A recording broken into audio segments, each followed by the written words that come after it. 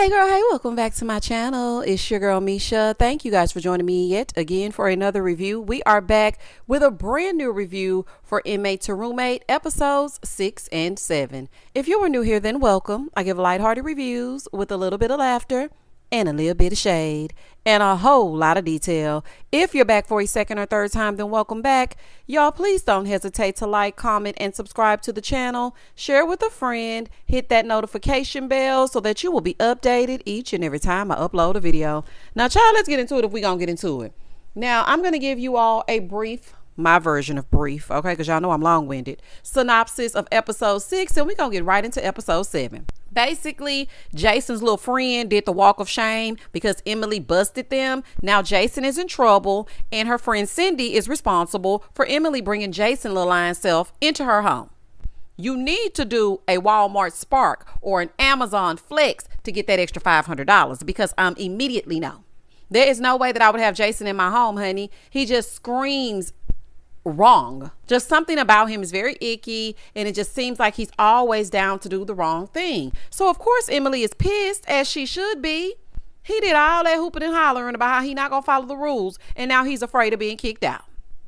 Over on the other side, Mark has been MIA, honey. Veda and Annalisa are looking for him. It's been 2 days. No call, no show. Veda talking about, Annalisa, you need to be patient. We're going to give him another chance. No, sir. Mark needs to know that this is not an Airbnb.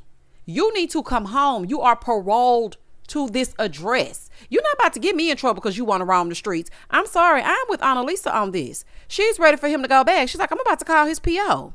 But Veda is trying to help him out because as a black man, we never want to see him get locked up. And that's the truth. But at the same time, Mark has to want better for himself. And Veda is so sweet, but we need to give Mark a reality check, okay? So he comes showing back up like he owned the place. So why you worried about where I've been? What's up? Why you asking all these questions? Say what now? Moving forward. Over on the other side, David lets Aaron borrow the car so he can go up the road to do no good. Now he lied saying that he was going to meet some friends, some AA buddies, but really and truly he was going to see his ex. Now Lavina, that's the girl who he was with before he went in. Now, they were engaged to be married, but she ended up ghosting him. And now he's trying to get that old thing back, honey. He's trying to get on love after lockup. Nobody likes her at all. And when he was saying this, I was like, wait a minute. I mean, there's a reason for that. I feel like she's bad news bears. Now, he says she's an ex-addict. She claims she's sober now. But I feel like he should stay away from her because old habits die hard. And when you get around those familiar faces, you start going to those familiar places. And then things start to become a little bit too damn familiar. So I don't think the two of you should interact with each other. Aaron gets to this little coffee shop to meet with Lavina, but she was acting like she really didn't want to be bothered. I was like, girl, what is wrong with you? She's now in a sober living home, which is good. I'm proud of her. But I don't know how this is going to go. He's trying to get back together, but she's not going for it. Aaron, baby, you couldn't find you another young lady? Like, I'm not understanding. David is sitting up here looking for Aaron in the daytime with a flashlight. Moving forward. In the next scene, Cindy and Jennifer go grocery shopping. Now, Jen is back after her little vacay. Okay, because she had dipped and lied like she had relapsed. So they run into one of Cindy's friends that works at the grocery store. Her name's Mary. Hi, Mary. Nice to meet you. So Mary and Cindy are talking, right? Cindy gonna tell this woman, yeah, this is my roommate. She was in prison. Cindy, please get a grip. Because at this point, she may as well wear a damn name tag. Hi, my name is Jennifer and I've been in prison. There's no reason for you to tell this woman that she's been in prison upon first meeting her. Like, my gosh. So Jennifer felt away because, girl, why would you do that? I mean, as she should. Why would you just say that? We find out that Cindy has a son, y'all. And the son does not speak to her because Cindy starts talking about grandchildren. Cindy, you're running everybody away. What's going on? Now, she wants Jennifer to help her out when they get to the cash register, right? So the groceries ring up to be like $80-some. Jennifer had a job when she was on the inside, but you get paid 25 cents an hour. She had saved up $100, right? But she didn't want to spend all of her money because she still has other things that she needs to get, like her personal hygiene products. She needs gas for her car. And that's all the money that she has left. So they get to the register and she's like, well, I got 20 on it. I got 5 on it. She said, I got 20 on it. Well, baby, what she say that for? Cindy was looking at her like, okay, wait a minute. I thought we were supposed to go half. Now, for me, I feel like that's embarrassing as hell. It almost doesn't seem real. Like, I feel like she should have talked to her about that before they went to the register. Now, the one thing that I took away from episode 6 is that this episode made me see Cindy in a different light. I really feel like Cindy is just one of those people who are attached to people that she cares about. But I'm anxious to hear and curious to hear the son's point of view, because she said she hasn't talked to her son in 3 years and didn't even know she had a grandchild. She ended up finding out that he had a girlfriend and she had a grandchild, and she's never spoken to the baby. Cindy, now I don't know what you did to that son, but for him to go no contact for 3 whole years, it got to be something. Moving forward. Inmate to Roommate, episode 7. So when this episode first opens up, Aaron is now surrounded, okay? Because they were looking for Aaron in the daytime with a flashlight because he had David's car. The friends were there. Everybody's trying to find Aaron. They get back to the house and see that Aaron is there. Now he coming out like he been home all night long. So he comes out and he's now surrounded by love. And everybody's like, okay, come out with your hands up, because what are you doing? So they're asking if he's been using, and he's like, no, I don't know. I mean, he was out all night with this man's car, joyriding. Oh, okay.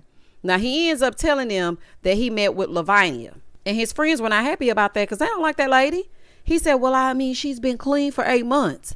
You cannot go back to people, places, or things that you used to be around when you were using. That is a trigger. That's why people who used to drink alcohol and things like that, they don't like to be in certain environments. It triggers them to drink and do things that they otherwise may not do.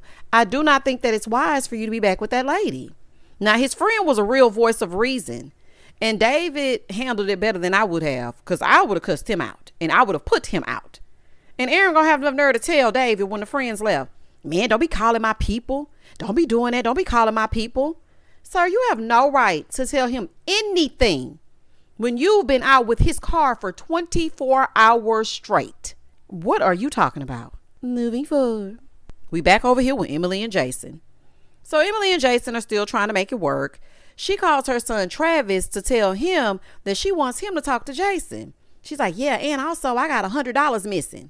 So you mean to tell me that you have not 1, not 2, but 3 grown sons, and your 3 grown sons allowed their mom to be that hard up for money that she invited a Jason to live with her for money?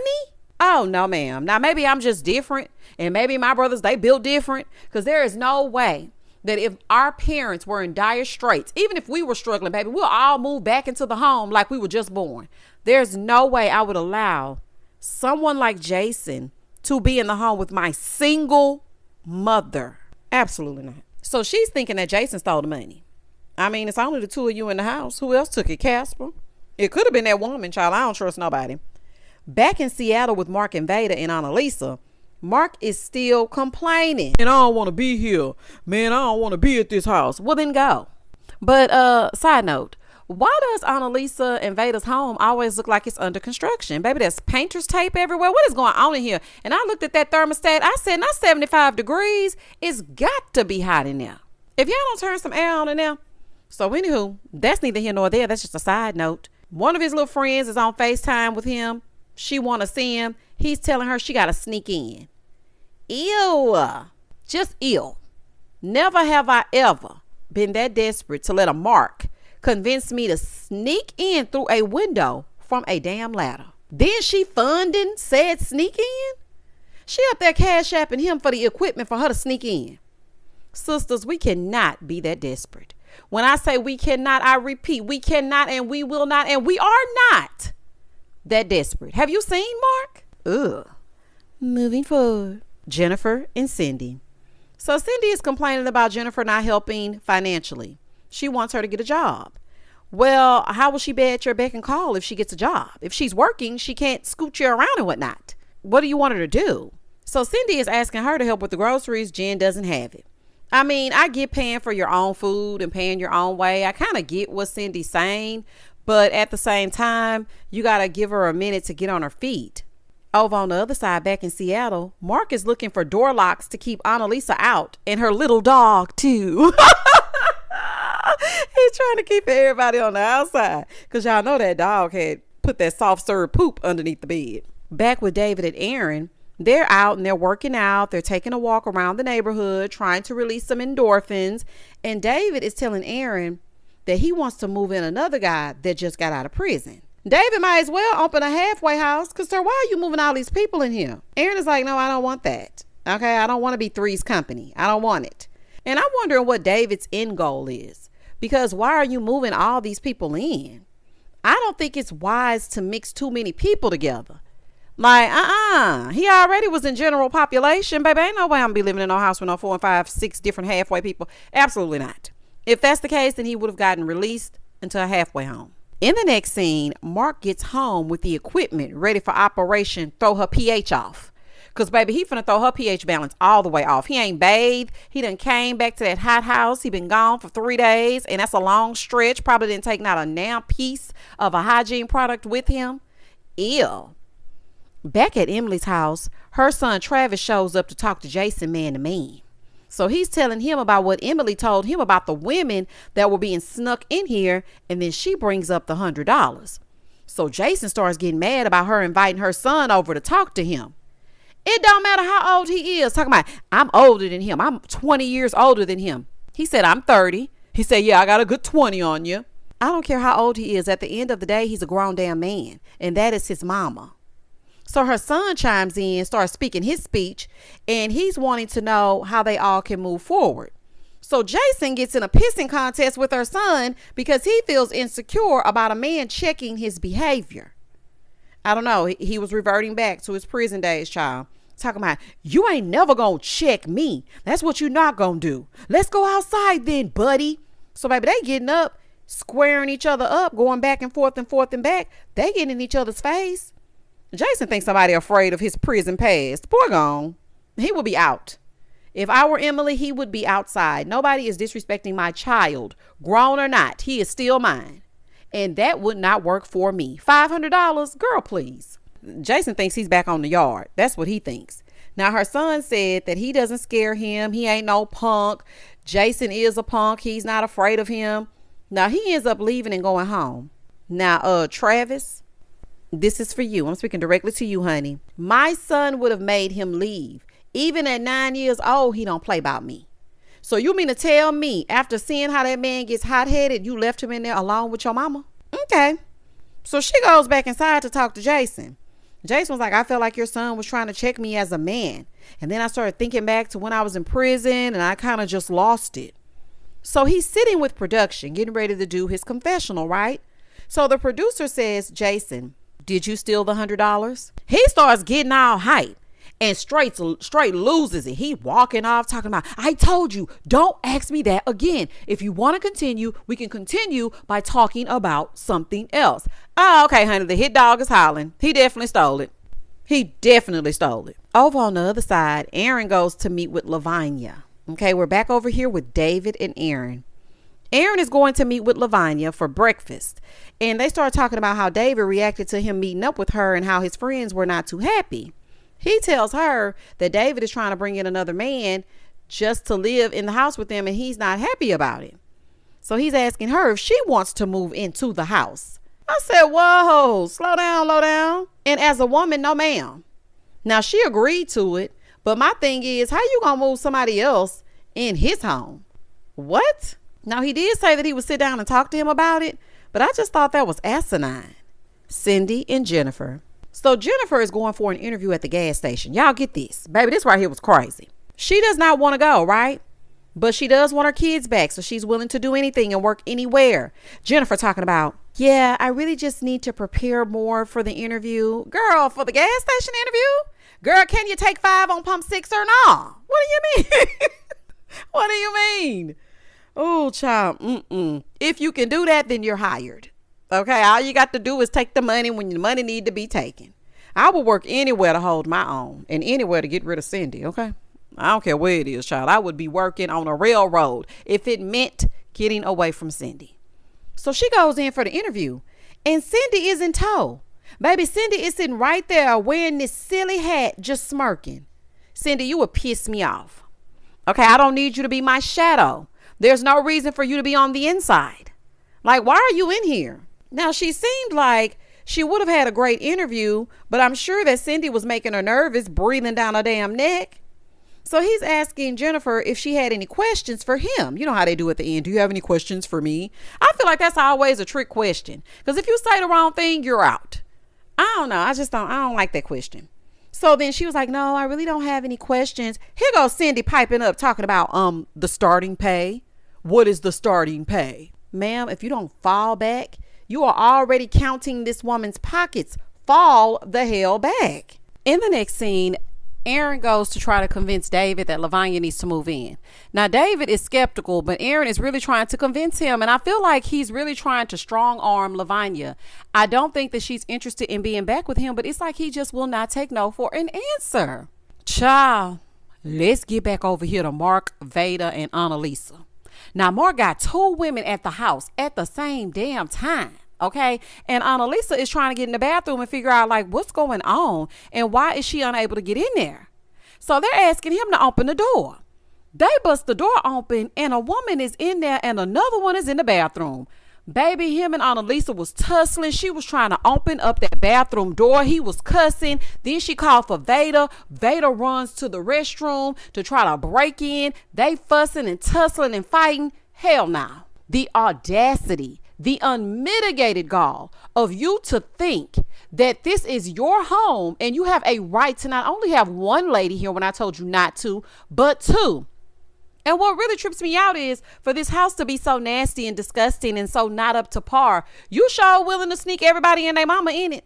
I'm so confused. If it's nowhere that you would want to lay your head down, why would you bring a woman here to lay her head down? Make it make sense. And the little area that you have, if you don't like the way it looks, it smells, it feels, you need to clean it up.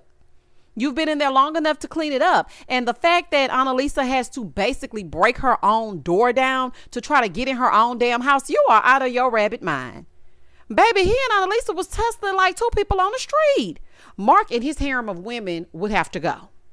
And that was the end of the episode. Child, this is crazy. Cindy, what is wrong with you? Like, I'm really trying to give you some grace and trying to figure out why you are the way that you are. But if you are this overbearing with a perfect stranger, I can only imagine the stronghold that you had over your own children. You need to take a deep breath and back. Give people 50 feet. There's no reason for you to be asking questions on her behalf. How much is the starting pay? Well, the starting pay is $13 an hour. And what else is going on? So you want to take her whole check? Like, that's just nuts. Aaron, you don't need to be moving that lady into that man's home. That lady does not want to get back together with you. Really and truly, I don't think she's all the way clean because she seems out of it.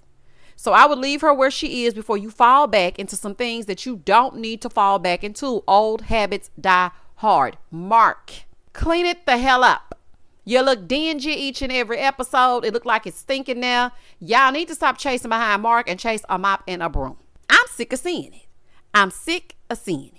Emily, get Jason out expeditiously, have a meeting with your 3 boys and tell them how you're so disappointed that they allowed you to move a man in that is an ex-con and does not follow rules. Okay, because we need to get some of this stuff under control. Y'all comment down below and tell me exactly what you thought about this episode or the episodes, because I put both of them together and I will be on time this week. Y'all comment down below. Tell me exactly what you think. Comment and I'm going to comment back. Please don't hesitate to like, comment, and subscribe to the channel. And as always, stay safe, stay blessed, spread love, not germs. Peace.